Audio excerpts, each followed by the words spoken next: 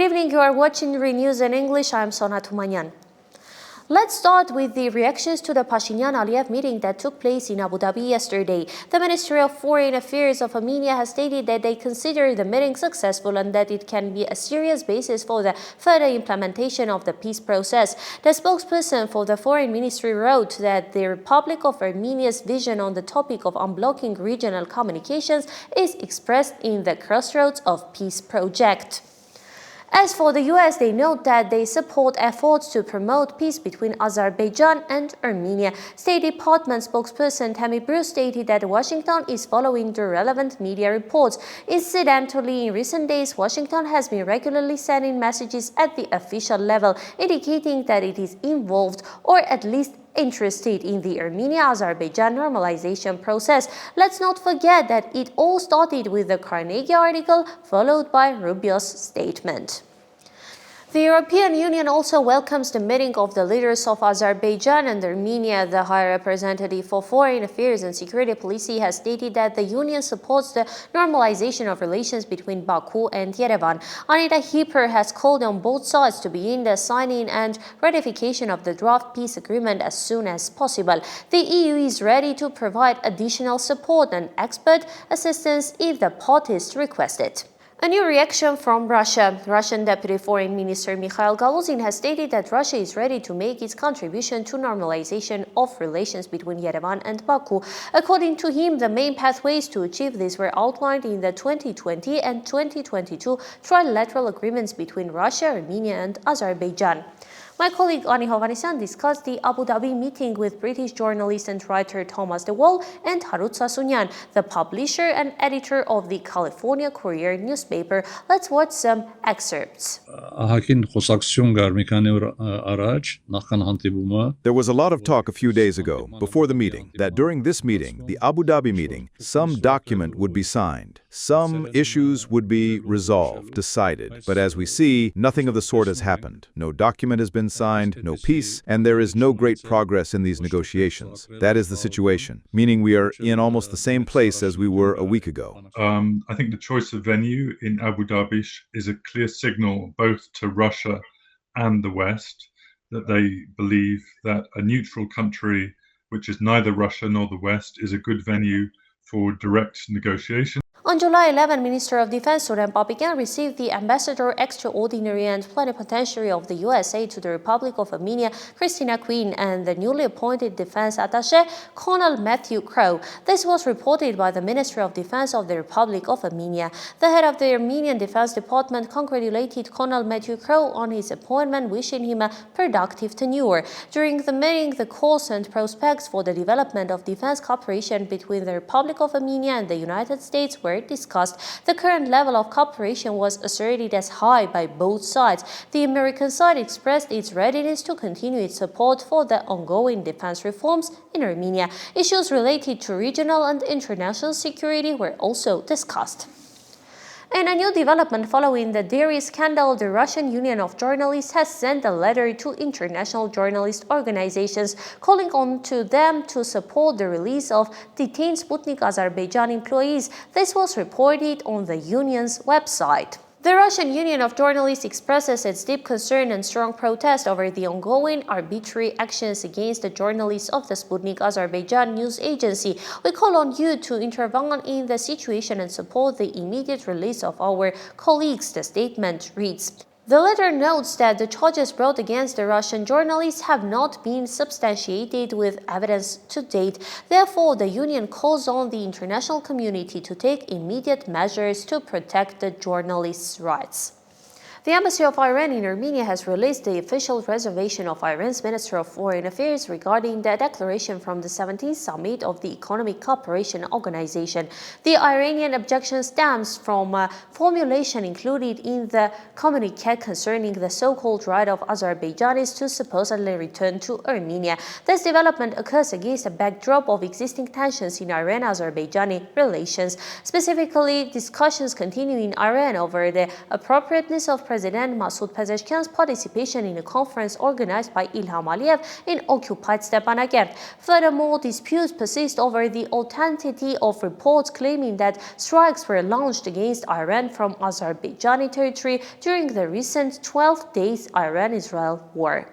On the eve of a meeting crucial for the future of the region, Iran's Minister of Defense held a phone conversation with his Armenian counterpart, discussing issues related to regional security. This call was one in a series of high-level contacts between Iran and Armenia recently, which underscore Tehran's focus on the developments in the South Caucasus. A few days earlier, the foreign ministers of Armenia and Iran had also held a phone conversation. This military diplomatic activity comes just days after Iranian President Masoud Pezeshkian's visit to the territory of occupied Artsakh, where he met with Azerbaijani President Ilham Aliyev and other leaders.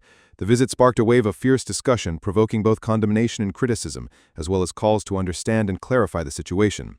To comprehend the deep-seated reasons for this event and the debate surrounding it, it is necessary to consider the concerns recently voiced in Iran's political analytical circles.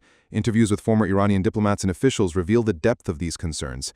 According to Mohsin Pakayan, the former Iranian ambassador to Baku, Israel is using Azerbaijani territory to carry out espionage activities against Iran. For Iran, the main problem is the deepening strategic cooperation between Azerbaijan and the Zionist regime, which Tehran views as a direct threat to its national security. During the Karabakh War, these drones were supposedly observing Armenian territory, but on their way back, they entered Iranian airspace. That drone was shot down by our air defense. According to the diplomat, when Tehran raised this issue with Baku, Azerbaijani officials insisted that Israel had carried out these actions without their permission, taking advantage of its influence within Azerbaijan's security system. Azerbaijan has not yet officially condemned this attack. We see that all relevant specialized bodies of our country unanimously declared that the American F-35 aircraft and drones that attacked the northwestern region of our country all entered from the territory of Azerbaijan. Thus, either Azerbaijan knows and is cooperating with them, although its leaders officially declare that no such thing is happening, or there are elements within the Azerbaijani government who over the last 34 years have become spies for the Zionist regime, the U.S., and their supporters.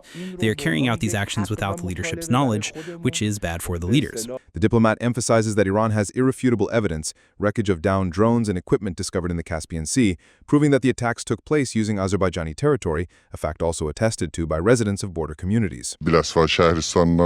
We are from the Bilisuvar region. As border residents and from our neighbors here, we witness drones and military aircraft coming and going every night. We witness them every day, from the beginning of the war until today, from Azerbaijan towards Iran. We see military planes or combat drones from the Azerbaijani side. They come, some go off to one side, and then return to Azerbaijan again. According to experts, the issue of the so-called Zangezur corridor is also a red line for Iran. Analysts believe the Iranian defense minister's call before the Armenian-Azerbaijani negotiations symbolized this. Iran is showing its support that it is standing firm on its red line and supports the territorial integrity of Armenia, the sovereignty of Armenia, and its borders.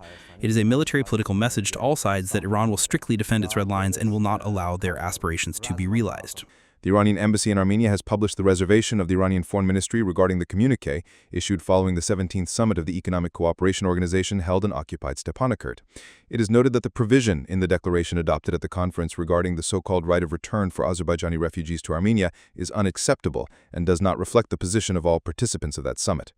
Trump is speaking in riddles again. The Kremlin is waiting for Trump's important announcement, which he promised to make on Monday to understand what the U.S. president meant, stated Dmitry Peskov, the press secretary of the president of Russia. Well, we are waiting for the statement itself to understand what President Trump meant. We are carefully noting all the nuances in the comments by the head of the American state. Rubio has also commented on this topic. To be more precise, let's watch. The president says that there's going to be an announcement coming relevant or relating to Russia on Monday. Can you tell us a little bit about what his thinking is based on your conversation last night, where things currently stand? No. I mean, that's what Monday will be about. What about, he did say... Rubio also stated that he discussed new options for resolving the Ukraine issue with Lavrov and will tell Trump about it. Which from Lavrov? When you spoke to him. Well, I went to talk to him about another topic. It's not big or mysterious. It's just another topic. So it's, and I'm not going to. We'll leave it at that. And as far as I did speak to the president last night, and but I have no news to report to you on it right now. But like I said, I thought yesterday's meeting. I don't want to oversell it. Okay, but it was constructive, and there was some things that perhaps we can build on. Maybe not. I don't know. We'll find out. But there are some things that we will potentially explore, and I relayed that to the president and our team last night. After the meeting with Lavrov, a new meeting, U.S. Secretary of State Marco Rubio and Chinese Foreign Minister Wang Yi have held their first face-to-face meeting in Malaysia since Rubio took office in January. Trump and Xi Jinping want to meet and the date is being coordinated, announced U.S. Secretary of State Marco Rubio. Hungary, it seems, has a very friendly attitude towards Russia. Hungarian Prime Minister Viktor Orban has declared that Russia is approaching victory, while Ukraine has all but lost this war, and that along with Ukraine, Europe has lost as well. It is not military force that will decide the fate of this war, but diplomatic efforts. Even if the Russians are on the winning side, and the Ukrainians have practically lost this war, and along with Ukraine, Europe has also lost this war. It's just that for now, nobody has the courage to admit it and draw the consequences, the conclusions from it. Instead, they act as if this war could be won. Even though this war cannot be won on the front line, what is needed is diplomacy, a ceasefire, peace negotiation. Let's contrast the warmth of the Hungarian Prime Minister with the words of Zelensky. Putin has only two real allies, terror and winter, and we must respond to both. Zelensky met with Merz in Rome. They discussed the situation on the front, cooperation with partners, and European integration. In parallel reality, Trump's special representative Keith Kellogg has announced that he will arrive in Kyiv on Monday and will stay there for a week. Israel's Defense Minister Israel Katz has threatened to strike Iran again if Tehran poses a threat. He warned that Israel's long arm would reach Tehran, Tabriz, Isfahan, and any other place from which they try to inflict harm. Let's watch the recap.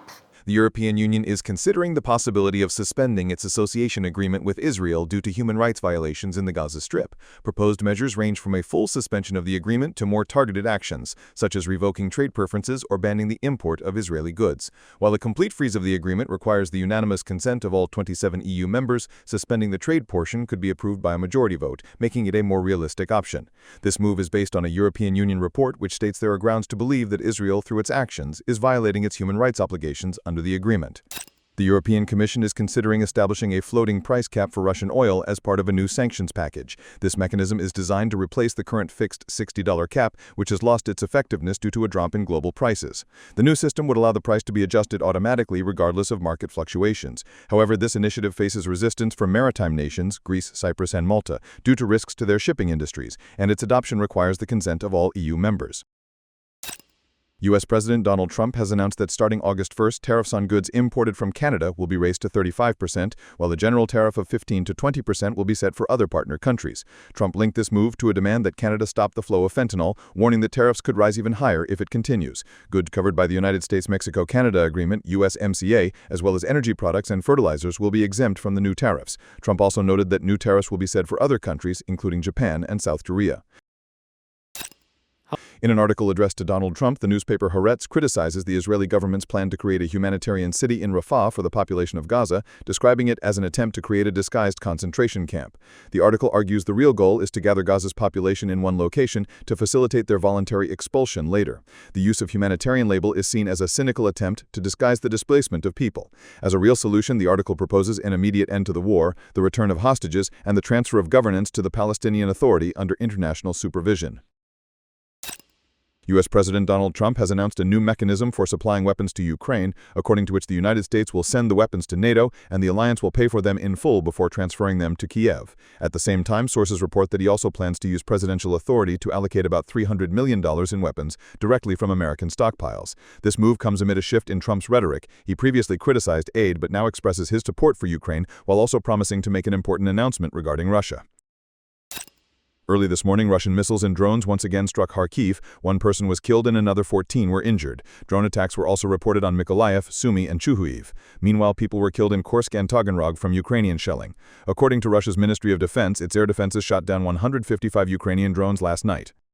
New financial records, the price of Bitcoin has reached an all-time high, crossing the 180,000 threshold, according to data from the Binance platform. At the same time, Bitcoin's market capitalization has surpassed $2.17 trillion, making it the fifth largest traded asset in the world alongside Alphabet, Google. The assets with the largest market capitalizations are Apple, Microsoft, Nvidia, and Amazon. While you were accusing yourself of being a shopaholic or debating whether to buy something or not, or even dreaming about a Birkin, the bag specifically made for actress Jane Birkin by the famous French fashion house Hermès 40 years ago has sold an auction for a record-breaking price, $10.1 million.